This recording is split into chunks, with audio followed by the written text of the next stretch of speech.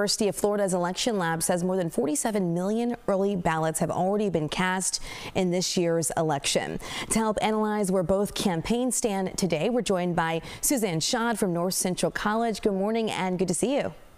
Good morning. Thanks for having me. Glad you're here. There's so much to dive into and you've got a week left to go. What do you expect each campaign will focus on in this last stretch? The last week is a critical stretch for any campaign. The candidates, their job is to both mobilize those voters who are already persuaded to vote for them, but haven't decided whether they're going to go to the polls, but for that small amount of persuadable voters that are actually left, and that is quite a small amount, it's also to persuade them that they are the right candidate for them. And then once doing that, get them to go to the polls. And sometimes that's the same message, and sometimes it's tweaking the message a little bit, but really it's about sending a message to all of the voters that you can possibly get to get out to the polls and cast that vote for you. Yeah, I think all of us have been inundated with text messages and just those direct links to us to say vote, vote, vote, right? Right. Yeah, that's right. And there's a difference, again, such an important point to bring up is that these are those mobilization strategies. This is, do you have a plan to vote? Do you know where your polling place is? You know, it's also last minute ways to donate because the campaigns are expensive. President Trump is behind in fundraising and really pushing this week. These last minute messages are not the persuading messages. Those are the, do you have a plan to vote? Can you get out to vote? Let's get out there and make sure we can win. Speaking of voting, I know a big focus of the campaign has been the battleground state of Pennsylvania, and 500,000 Puerto Ricans live in that state. Do you expect the comments that we heard at the rally over the weekend about Puerto Rico to maybe sway any of these people last minute?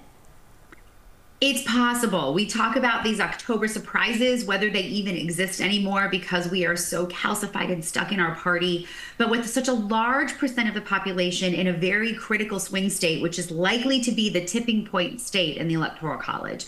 And if I could just broaden out to say, not just for Puerto Ricans, but also for those who identify as Latin and Hispanic more generally, these are not the first comments to disparage and dehumanize the community coming from President Trump and his surrogates. But this could be the one that, because it was a series of things said over a 6-hour period, and then there were quite a few elite cue givers in the entertainment community that have a good amount of sway, particularly with Puerto Ricans, to endorse Vice President Harris. This could make a difference, especially in a swing state. Okay, yeah, I know. You really wonder with a tight race like this. We talk about election night and we keep counting down till then.